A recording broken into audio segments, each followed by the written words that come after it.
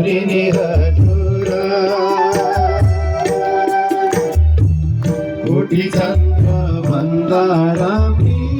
कोटी चन्द्र भन्दा राम्री बेहुली भइन् गौरी नि हजुर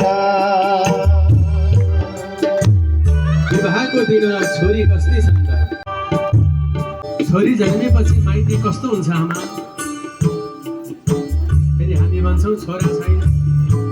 छोरी भएको घर त स्वर्ग हुन्छ स्वर्ग जुन घरमा छोरी छ नि त्यो घर स्वर्ग माइती घर झिलिमिली छोरी जन्मिएर नि हजुर माइती घर झिलिमिली माइती घर झिलिमिली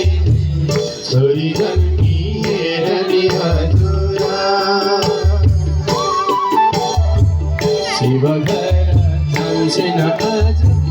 शिव घर जान्छन् आज गौरी जन्मिएर नि हजुर शिव घर जान्छन् आज शिव घर जान्छन् आज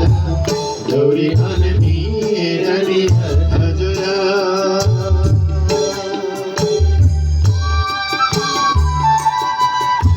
छोरी जन्मेपछि माइती घर कस्तो हुन्छ रे